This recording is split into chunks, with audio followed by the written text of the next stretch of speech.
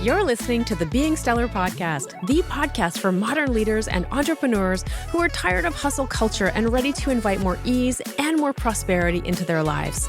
I'm your host, Deborah Stellingworth, master teacher and coach, and I am obsessed with helping you avoid burnout while you create a sustainable lifestyle full of possibility and profit on your terms. On the show, you'll hear inspiring stories of possibility, and you'll get empowering strategies and insights from me to support you in creating your stellar life.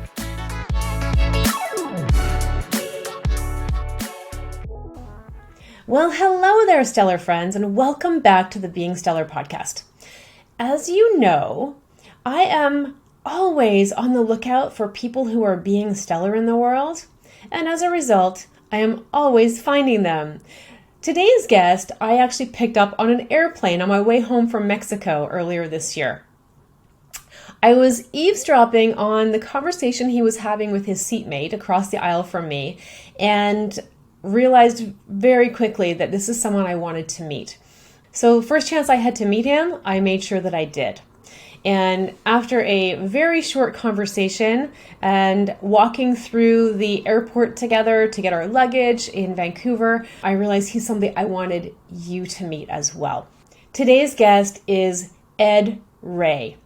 For the last few years, Ed has quietly pulled the strings behind dozens of the biggest 7, 8, and 9-figure brands who sell products online. You may have seen some of the ads that he has written. He's generated over $20 million in sales, consulting with his private clients on their marketing and business strategy so they can attract their dream clients while maximizing profits.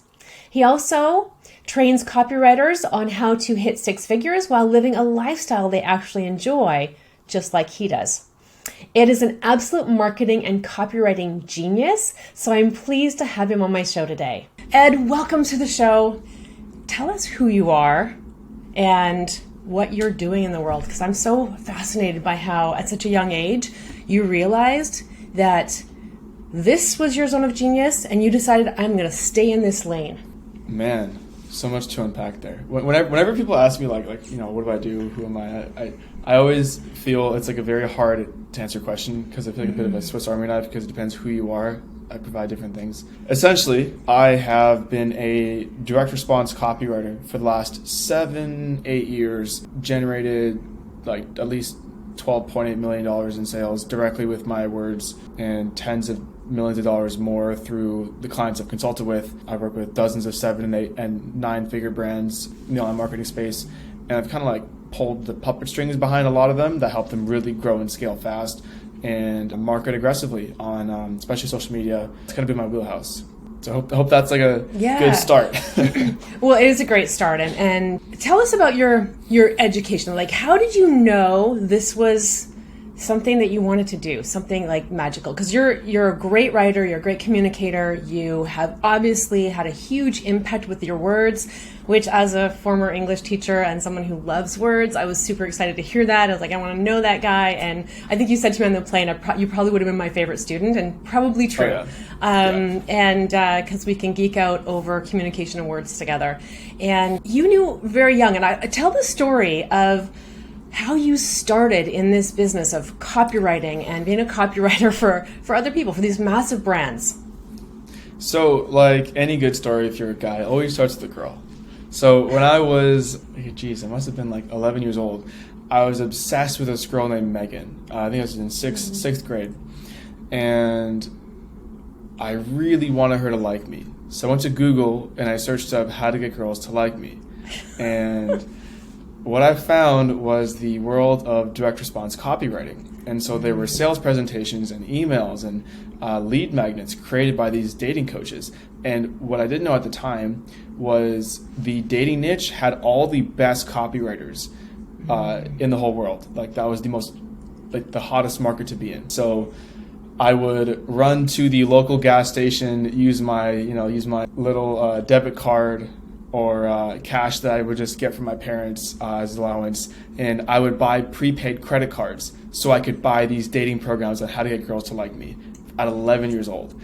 And and so I kind of stumbled upon this one guy who kind of opened my eyes to the fact that you can make money online selling information. And I was like, well, so I think I was like 14 at this time. I was like, well, you know what? I've been through enough of these dating programs. I could probably teach this. And so, unfortunately, I deleted all the YouTube videos, so there's no evidence left. But I made a YouTube channel on how to get girls' numbers, what to text them, and it was this whole thing. I was the talk of town in my high school. Didn't last for long because I wanted to get a job at McDonald's because my parents were like super adamant, like a regular job. Never happened. And yay! Yeah, right. Yay. One of my missions don't tell my sister, but one of my missions for my niece was for her to never have a real job. So seriously, yeah, I'm a fan of that. That's awesome. I mean, my only like real job was I was a gardener for one day when I was like 16, and because my parents were trying to push the blue collar on me, and I was like, I'm never doing this again. And the other thing was I was a kind of the male equivalent of a go-go girl. Or a DJ and a DJ for my cousin's DJing company that throws parties for bar mitzvahs and weddings. But anyway, that was my only real job, but that was like the fun one. So I got recruited to join a MLM selling ionized water after the whole dating coach stint. I labeled myself Canada's confidence consultant for men, which is hilarious. Because how old were you at the time? 15? 14, 15. Okay. Yeah, I was really young.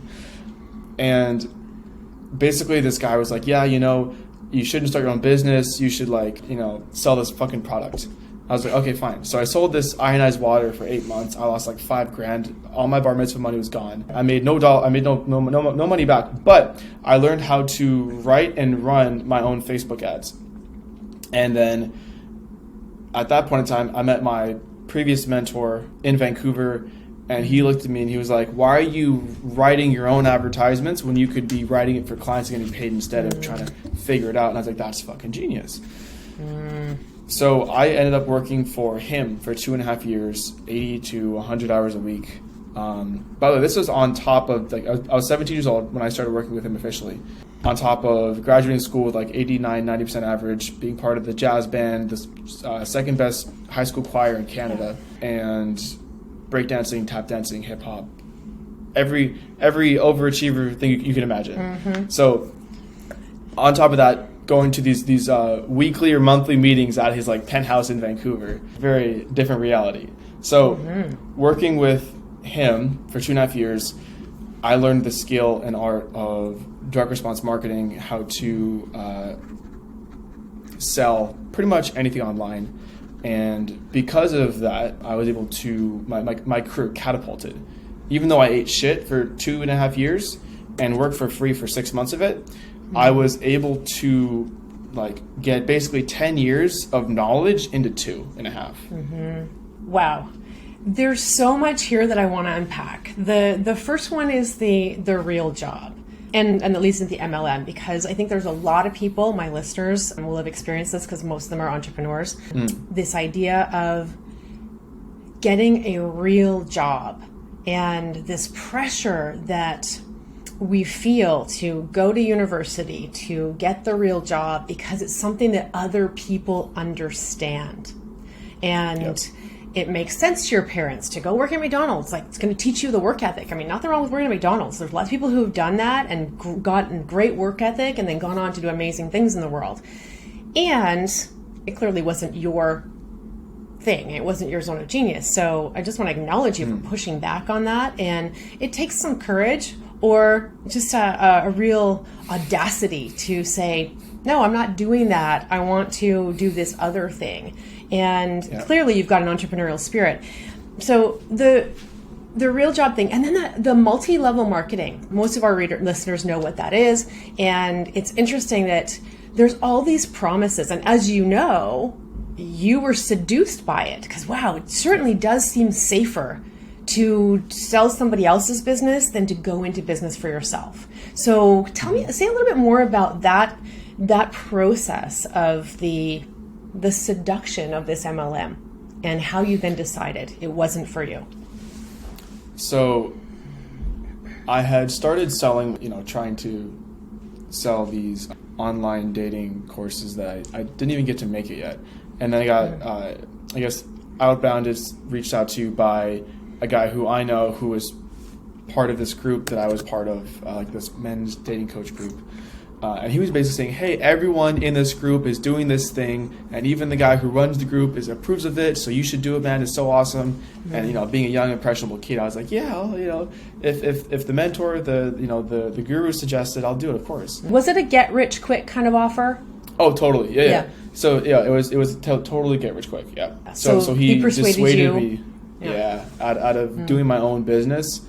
Of like, yeah, you know, it's hard to do that these days. You know, it's saturated market. You know, and if you're already having doubts, hearing something like that is so easy to just fall into.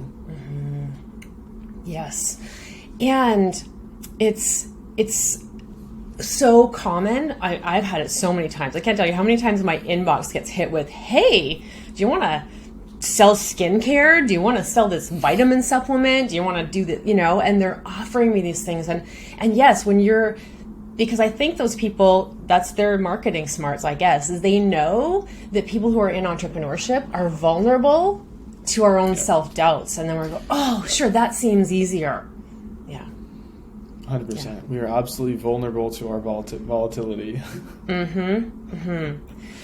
Another thing that you said was about the importance of mentors. So you decided to turn your attention. Oh, by the way, I kind of wish that those YouTube channels were still available because I'm sure they were awesome. Ed, the dating coach.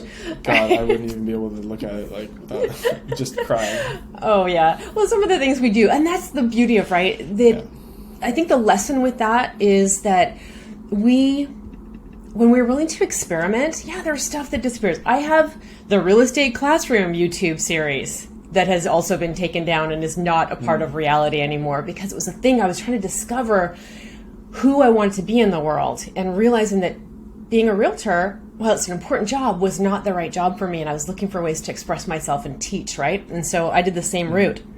But the key in those moments when you're feeling a little bit like lost and you did that thing and you were doing the MLM thing and realizing it's not for you, and then you had a mentor. And a lot of people ask the question, well, how do I find a mentor? And how do I know when I've got a mentor? And you can't just say to somebody, hey, will you be my mentor? I mean, sometimes you can, but how did that play out for you? And how did you know this is the person that I'm going to follow because they've got something to teach me? I love that question. So I kind of knew that guy was going to be my mentor because, and going back to your question of like, how do you find your mentor? How do you know? It has to be someone who you actually would like honestly trade lives with, in a sense. Not in a comparison way, but in like, oh shit, this person has the income, the lifestyle, business model, relationships that I want. At that time, looking back now, he doesn't have any of those things. But back then, the perceived status was he has all those things that I want. And so going into mentorship, I think a lot of people look to get results fast. But what really stood out to me about this guy was his emphasis on skills. And so if I were to do it all over again and do it again faster, somehow than I would have done it, I would look for skills over income and money, 100%. Because when I was working on my own, freelancing as a copywriter, I was like 17. I was making 4,500 like Canadian bucks a month. Just, it's not bad for a 17-year-old. It's like almost as much as my dad. Working full time, late night, graveyard shifts at a printing manufacturing company. But when I started working with this mentor, my income went down to $2,000 a month, and I was pissed off about it. But I learned the skills, and I look back at what I was making what I was writing when I was making that income. I was like, this is shit. Like, this is horrible. How did anybody pay me for this? And so I think when you're going for a mentor, it's really, really important to, one, make sure that they are the kind of person you want to be around outside of the area you want to learn about, like, from them. Because you will take on a lot of their beliefs, their habits about life. It happens that my previous mentor has no empathy, no friends, no social life, no respect for family. So that's kind of what my life became. I became a very successful marketer. I was and still am very respected in the industry, but my social life and health suffered as a byproduct.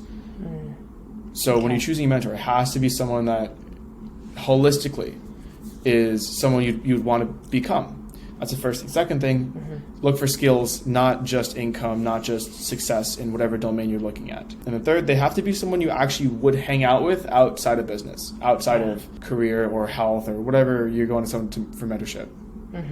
So 3 things that I heard there and I want to highlight for the listeners. One is look for somebody who you want to change lives with.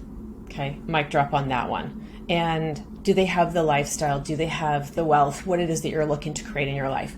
The second is look for skills that you're going to learn for them. And that's so important. And I'm always hammering that in. It's like, you can't skip from where you are to where you want to be without learning the skills that are going to take you there. And so many people want the magic bullet, fast answer that's going to get them there instantly. Just before we came on, I listened to some things, podcasts and different things, and I was listening on YouTube this morning to an Abraham Hicks video, and I've been targeted like 4 times in the last couple of hours or couple of days with this ad going, here's our 19-page super duper magic bullet for you of how to do YouTube ads. And, yes, I'm sure they're giving some real value there. And it's not as easy as they make it sound, right? You got to work through that 19 pages. You got to build those skills. Yep, it's a description of the skills you need to build. And they've reduced it to 19 pages. Awesome. That's their skill. And let's make sure that you're aware you've got to build those skills. So make sure there's someone you want to change your life with. Get the skills on the way. And the third that you said was to make sure there's real alignment. Make sure you want to hang out with them. They're really who they're presenting themselves to be. Yep. And one of the things that you and I talked about as we walked through the Vancouver airport, Ed now lives in England, by the way, and he was, and we'll tell that story in a little bit, and he was coming back to Canada to visit his parents in Vancouver. And, and I remember having this conversation as we're walking through the airport. And we talked about how that being out of alignment leads to burnout when you thinking that all of these things that, you value family and you value connection and you value a lifestyle that allows for connection and freedom and possibility. And you're working with somebody who's like, it's just the bottom line. Let's just make as much money as possible at all costs, regardless of the cost. And not to say you can't be successful without burning yourself out, but you were definitely on a path to burnout there, and we're kind of experiencing that. You've done so much. So making sure that we know that, and we're looking for those mentors. And the other thing I want to highlight to you, Ed, that I loved what you said, is that, at first you were annoyed that you were making less money, but what I want the listeners to pick up from that you didn't quite say, but you tell me if this is accurate, was you viewed this as an apprenticeship. 100%. Yeah. And this idea of apprenticeship is so underrated these days when we have all these magic bullets and get rich quick and all these things. And if you really want to be successful, you've got to be willing to do an apprenticeship. When I got into coaching and I did my coach training, the first thing I did was hire a coach who for 2 years, I was in a mentorship relationship with her to learn how to be a really great coach and to be a business person. And, I'm still in that process. Every time I hire a coach or someone I'm working with, it's about being in that apprenticeship mindset. Which leads me to something that you have created. The apprenticeship program, and I don't know if you call it that you've created. And can you tell us a story of, first of all, how you decided you were going to do that? Because you were doing a lot of one-to-one, and you decided this is a lot, you're being overextended, and you're kind of losing the spark. And then you went into creating something that's a one-to-many model that's inspiring a lot of people. So it didn't start out of, I want to help the world, I want to do this. I remember I was in Arizona, and at this point in my career, I was working like 1 or 2, maybe 3 hours a day, sometimes 5 if I worked really hard. I was making like $45,000 a month. Working with like the biggest names in my industry, and I was just fucking tired. I was like, I don't want to do anything. I don't want to be anything. And I was taking it easy. I was playing video games. I was, letting my health go. And I remember I took my girlfriend Hannah to the nail salon. We were in Arizona visiting some friends. I just finished speaking on stage at an event, and she basically goes, Ed, you're only operating at 1% of your potential right now. And I expect a lot more from you. Let's fix this. your experience being a dating coach has taught you how to pick a partner who's going to come alongside and say, hey, babe, you're only working at 1% of your potential. You can do more, and you're going to be happier if you're doing it. Yeah, that's so great. 100%. And so that really encouraged me to launch my group program.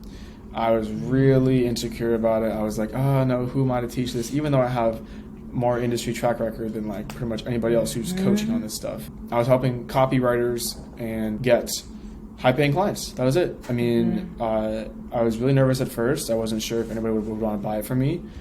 I didn't even have a sales page. I didn't have like anything proper. I just went to Facebook and went to my email list. I was like, hey guys, I've got this thing. It's 7 weeks, $2,500. Do you want it in or out? I got like a dozen people to sign up. I was like, wow, okay, so I guess we got something here. And then that kind of became my mentorship program, Lifestyle Copywriter, because I think a lot of copywriters, you know, they think they have to choose between money and lifestyle. When I say lifestyle, I don't just mean fancy shit or you know, sipping Mai Tais at the beach. I mean, like being happy with who you are and fulfilled with what you're doing. I believe you shouldn't have to choose.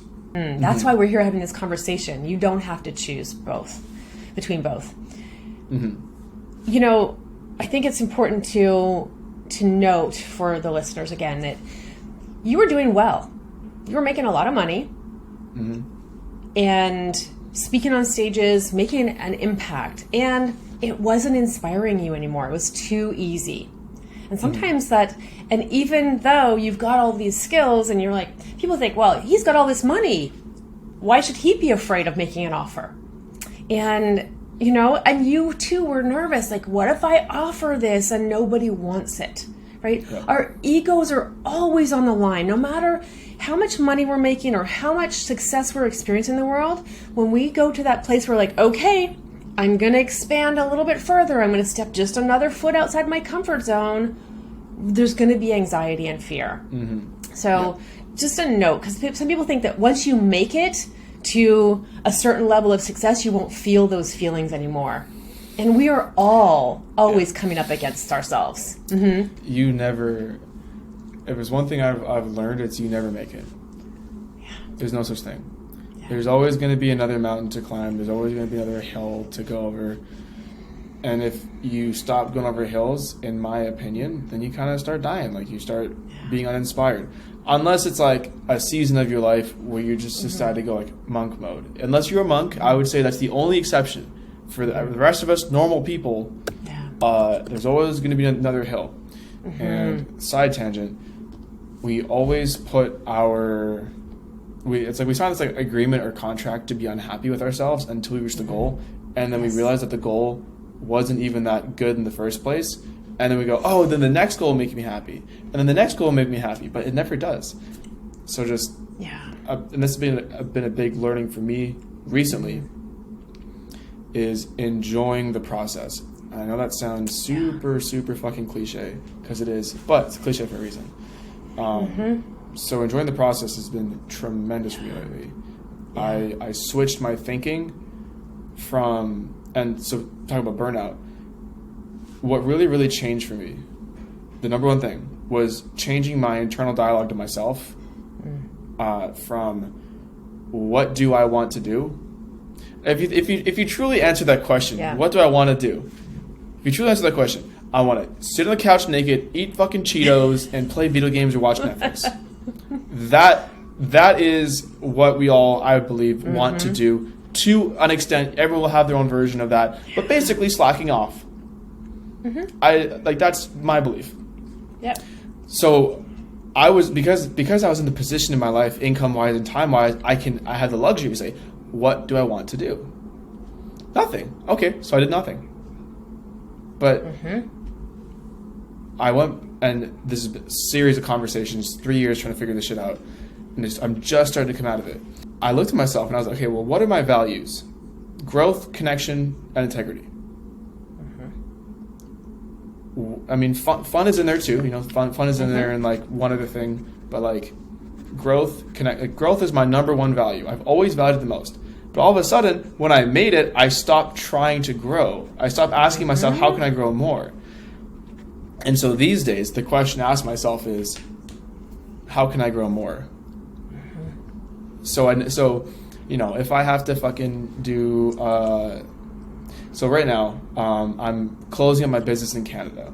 And if you're not familiar, there's this really brutal thing which I call the Indiana Jones tax, which is essentially, Indiana Jones when like the gate's closing and he pulls the hat out last second. The Canadian government does the same thing where they take 20% or 18.75% of your profits when you close your business. Wow. So I'm like really like putting off wrapping up the accounting on that. The problem with that is I'm having a hard time getting merchant processing accounts in the UK. That's a whole other side tangent. But if I ask myself, what do I want to do? Well, not that, but what's going to make me grow? Okay, well, encouraging myself to do that, sit down, just do the work and enjoy it. And so I think for a lot of people, it's really, really crucial for them to not just do what they want. We get this advice to follow your passion. But I think we can find a way to learn to implement our natural strengths above our passions. Yes. I don't know about you, but I'm just going on a rant here. Yeah, no, it's great. It's great. I love this because this is all about being in your zone of genius. I agree with you. Following your passion might lead you onto the couch eating Cheetos, right? But 100%. Being in your zone of genius and coming from that place where you're agreeing to grow in that is so powerful. So keep talking, man. You're talking my language. All right. So people say to follow your passions, but the problem is you love your passions because there's no sense of responsibility with it normally. It's not like, obviously there's exceptions, but for the majority of people, unless you want to become a professional dancer and truly, truly mean that, not just you enjoy dancing, so you decide to make a career out of it. It's two very different things. You lose the love of the thing because now you have to do it for money, and now you're not doing it because you want to do it or because you love it, but because you have to. Yeah. So passion doesn't mean you're good at it. There are very many people who love to sing, but they suck at singing. So yeah, me, right? Now this goes back to what you said before, though, about how we have this agreement. We make these agreements with ourselves to be unhappy.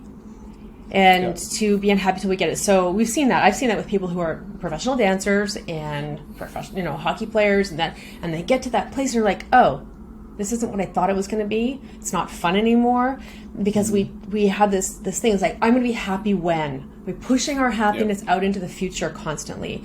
And if we can learn to be at peace with what's happening right now, where we're at right now, right? For you even to be at peace with, wow, this is really annoying that I have to deal with this Indiana Jones tax. I love that you called it that. And it's super annoying. And I know, he's the word master. And the fact that you're in this place, though, that you have created a life and a business that's allowed you to go global and be international. And so it means you've got to tie up these loose ends in Canada and your business in Canada so that it can give you that next level. And yet you can rail against that. Like, this is so annoying that I have to do taxes. I call my tax account my Canadian club fees account. It's way more fun putting money in the fees to be a member of the Club of Canada, where we have great roads, pretty decent healthcare, and a lot of other advantages and freedoms. Or I could rail against it and say, I have to pay taxes, it sucks. Wow, so it's a choice always to be at peace with this moment. And I love what you're talking about, Ed, that's what you're discovering. And so many people wait, myself included, wait a really long time in their lives to allow themselves to be at peace with this moment, because we buy into hustle culture, which tells us we're going to be happy when we achieve that next great thing. I mean, and a lot of the people that I'm drawn to and that I collect are high achievers. You're a multi-passionate high achiever, and we tend to go from mountaintop to mountaintop. And what I'm hearing you say is that you're discovering there's a place to stop at the top of the mountain and be with that moment before you go to the next place. I also really appreciated what you said about the following your values for growth. And growing doesn't necessarily mean growing your business. It might mean growing some other ways. Do you want to talk to that? For sure. So when I say growth, it's about growing my character as an individual. It's about learning new skills and, frankly, feeling like an idiot. I think that's my favorite feeling in the whole world, is when I feel absolutely... It's been a while since I felt that way. It's happened a bit recently, but feeling completely engulfed of like, holy shit, like this is a new environment. Okay, cool. I get to figure this out. This is fun. I love solving problems. I love, going, fixing challenges and growth. Every day I strive to be a better boyfriend. Every day I, want to be a better future father for my kids, when I have them. Every day I want to optimize my business and improve my marketing talents. Every day I want to become a more effective communicator and convey my ideas more. Growth is not... Also, growth in weight loss, fitness. So another talent here, breakdancing. So back when I was breakdancing a lot more, I really strive to be really, really good and practice frequently. None of it's fun. I mean, it is fun, but none of it's like easy. It's difficult. Right. It's challenging, but that's what makes it rewarding. And so I guess when you're trying to find the areas of growth in your life, ask yourself, what areas would you love to see improvement in? And that's where you'll find room for growth. Yes. And as you were going through the various areas of your life that you're talking about growth, I call those like the 5 zones of the stellar life: work, play, health and wellness, relationships, and money. And as we ask ourselves, how do we want to grow in those places? It's such a better question than earlier you said, asking what we want. People are challenged with that. I mean, for a couple of reasons. So many of us, especially, I can only speak from my experience as a woman, is that, and the upbringing that I had, that allowing myself to want something was something I had to train myself to do, because I'd been really brought up in this environment of like, just be satisfied, right? Be satisfied with what you have and be thankful. And it's okay to be thankful for what you have and still desire something more, something better for yourself, and allow yourself to be in the wanting of that. And so to ask yourself instead, how can I grow in these areas, might be a better question than what do I want? Yeah. So thank you for underscoring that. Of course. And that's not to say that you shouldn't, go after what you want. I think that would be an extreme exception to the rule. When I say go after what brings you growth more, because that's what's going to be more fulfilling. Like, I'll still eat cheesecake. I'll still take weekends off sometimes. Like, I'll still sleep in. Sure, I do things I want to do. And that's not to dismiss your own desires, again. Yes. Because it's important to, acknowledge yourself and understand, what you want, what you don't want. And it's good to acknowledge those things and go after some of them. But my kind of case was I was in a place where I could ask myself, what do I want? And it made me miserable. And that was the only question to ask myself. There was no other questions, because I didn't have to. Because it's not like, hey, what do I have to do to make money this month to pay rent? I wasn't asking those questions. It was, what do I want to do? I want to play video games. So I did that. Yeah. It's interesting because I think this is the other side of success. Yep. That people don't realize, that once you get to a certain place, they think everything's going to be easy and you won't have any of this. And, life's going to be smooth sailing. You'll know exactly what you want. You'll have it easily. I mean, there's an author, I can't remember her name, so I will put it in the show notes if I remember. But she says that those kind of goals are dead people's goals, to have it all figured out. And so this is the journey. We're on it. This is the stellar life of constantly expanding and growing into who you are becoming. And it's a constant state of becoming. And it sounded like, you and I had talked about this in the airport and on the airplane, that there's this place of where you think you've arrived and then it gets stagnant. And so when you recognize that you're in that state of becoming constantly and being okay with that, there's this paradox of being okay with where you're at and allowing yourself to grow, encouraging yourself to grow. So when you talk about all the things that you've experienced with your business and your one-to-many model, where you're basically this apprenticeship program, what's it called, by the way? Lifestyle copywriter. Lifestyle copywriter. And you started this business, and it was like you said, it was just mercenary. Like, it was savage. You said, not that I wanted to change the world.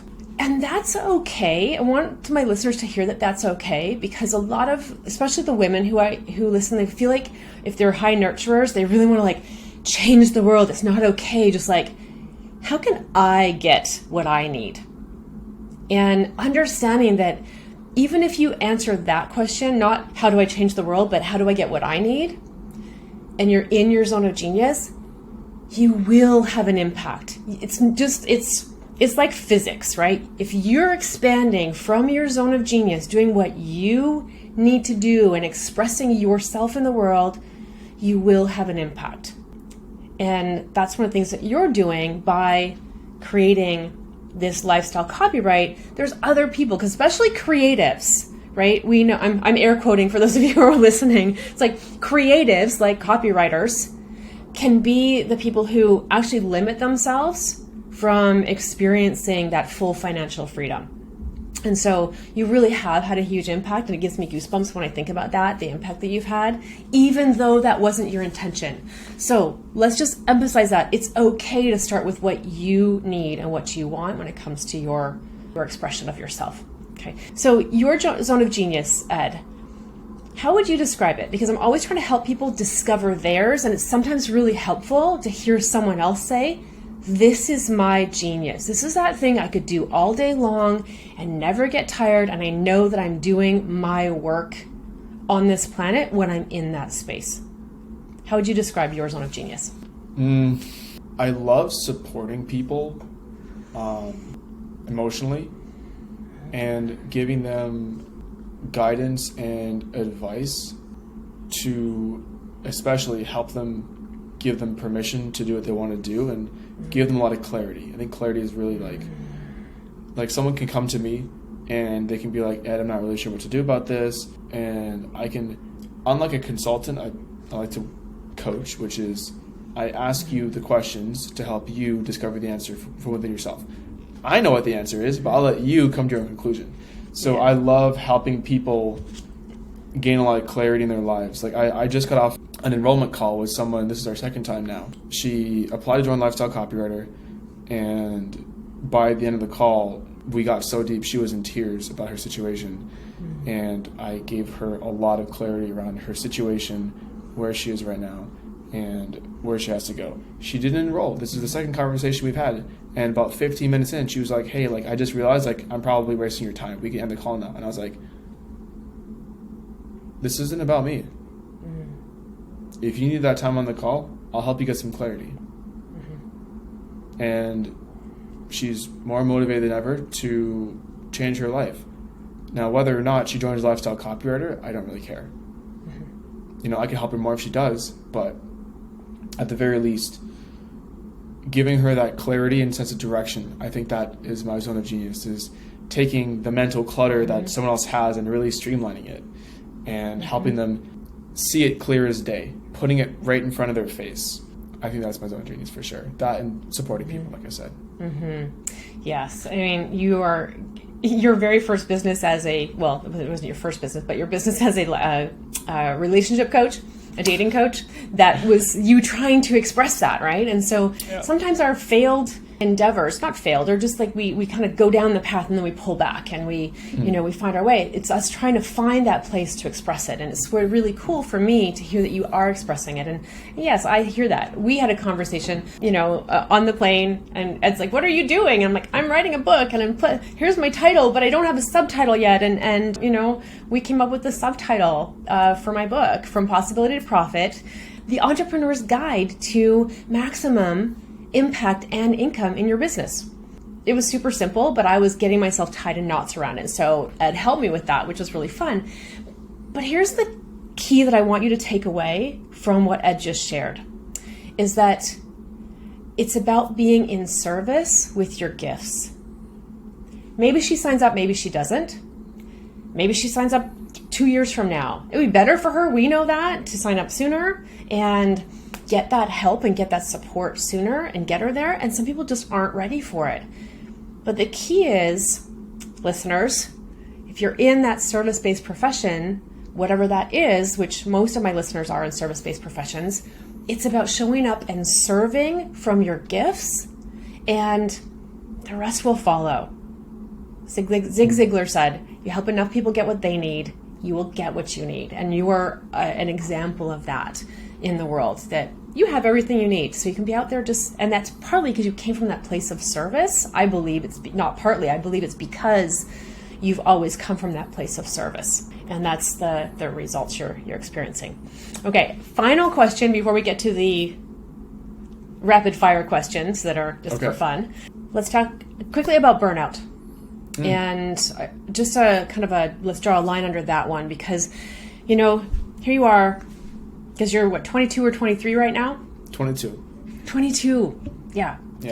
I don't know what I was doing at 22, but I wasn't running an international business. And, and that says a lot about the world we live in, that those opportunities are there now to create something that would not have been possible when I was 22. And I think it's so awesome. And this is why I'm always on a mission to as a former educator, I used to be like, go to university, it's really important. And I'm like, maybe not so much, right? The world can be your university. There's apprenticeship opportunities with mentors and coaches and programs like mine and like Ed's. And, so I'm on this mission to get people just doing what their genius is and following that, because going to university isn't always the answer. I'm not saying university is bad, but it's not always the right answer. So that's why I always joke I'm on a mission to make sure my niece never has a real job. She works for me part-time, and she works for as the digital marketing for a brewery. And, she's having a blast and using her gifts. So, but you're in your zone of genius, you're doing that, and at 22, you've experienced what it is to feel a little bit burnt out because you're not in alignment. So, knowing what you know now, what advice are you going to give to your past? Would you give to your past self, and what advice would you give to your future self? Okay, so this is not going to be at all the answer you're expecting, and I'm so excited. When you're truly burnt out, it impacts your whole life.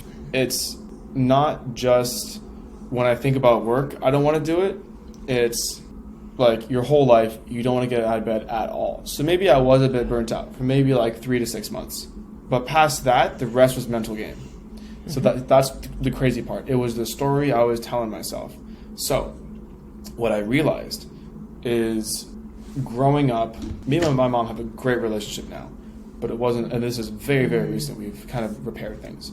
Actually, the trip back to Vancouver, that was it. That was why it's good now. So growing up, because my mom was always very, very critical. Her mom was even more critical. And so, how can you give what you never received, when you were a child, right? So I understand that now. So I'm very forgiving of that. And I love her for that, for what she's done, But nonetheless, it still was critical, still was expecting overachievement. And so I always felt as a kid, nothing I ever do is good enough. And then when I was working with this previous mentor, same theme applied. It's, I worked so hard, 80, 100 hours a week, but nothing that was ever good enough for him. And we even ended our relationship with him hanging up on me, after yelling at him and his wife, yelling at me over the phone, saying, I wish I'd never mentored you. And I looked up to him more than my own dad. And that's rough. I guess this internal programming was nothing I ever do is going to be good enough.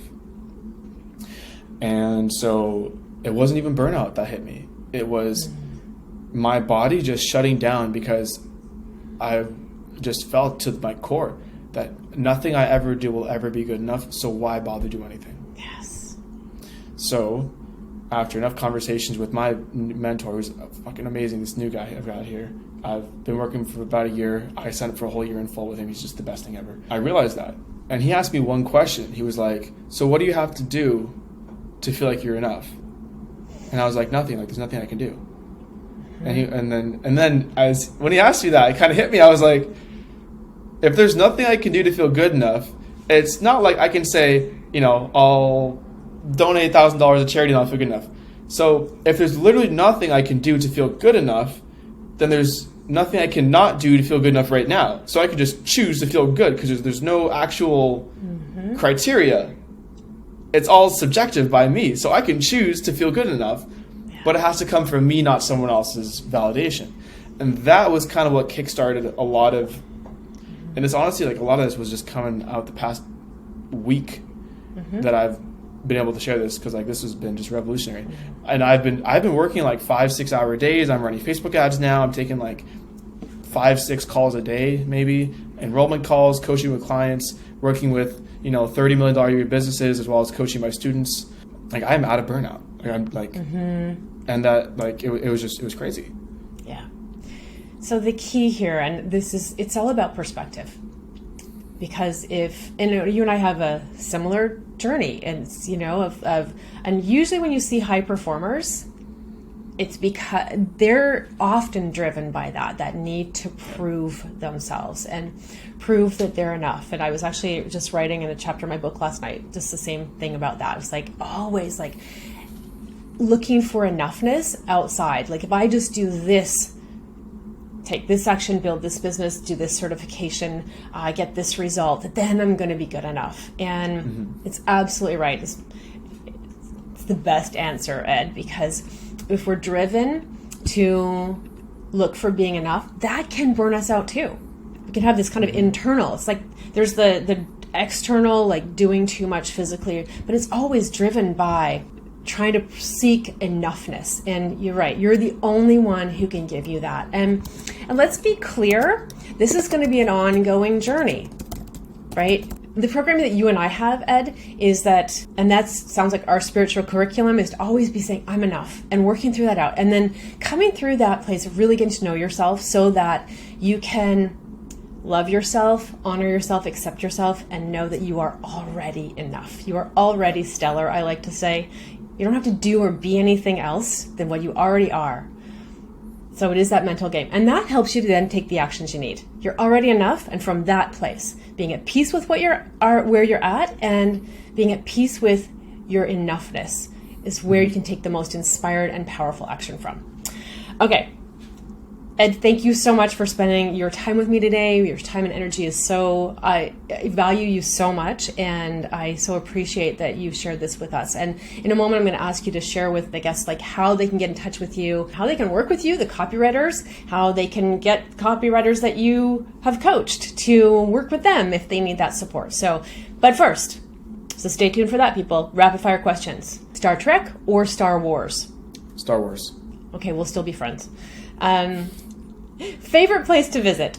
Usually I ask the zodiac sign, but we had a conversation about the human design. So your human design. I'm a mental projector. You can look up what that means. We're not going to get into it on the show today. It's cool. Scariest thing you ever did? I think it'd have to be, can I say mushrooms? Is that like, and have like a real Sure. experience? Sure. Okay. So like I had a pretty severe trip on one of those. So that's the scariest thing I ever did. Non-negotiable self-care ritual. Going on walks outside. Just it's so good. It's so good. Especially you're in London, right? Yeah. Yeah, fun. Book you were most inspired by. Now, this is the book that you're like, if you had to get on a spaceship to Mars and you were only allowed to bring one book to add to the library that was being built there, which is the book you'd bring? Ooh, man. So let's say it's the book that you write in the future. Maybe it's the book you write. Loving Yourself Unconditionally, a perfectionist's guide to navigating yourself and the story you tell yourself every day. Amazing.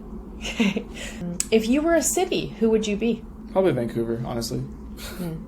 I see that. I get that. Something you haven't done yet that's on your dream list.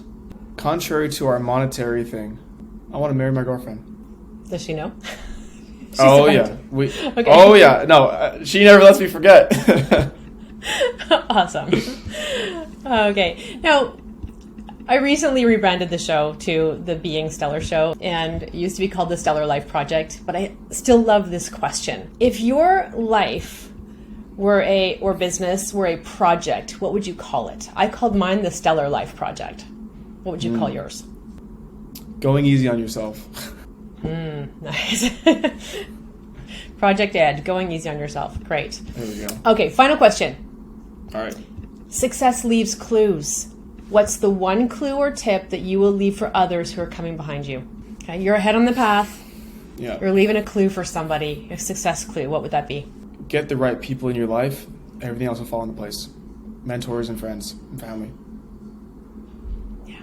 Awesome. Great advice. And peers too. Who are you surrounding yourself with? Awesome. Thank you, Ed. Thank you so much for sharing your time and energy with me and with our listeners. And how do people get in touch with you?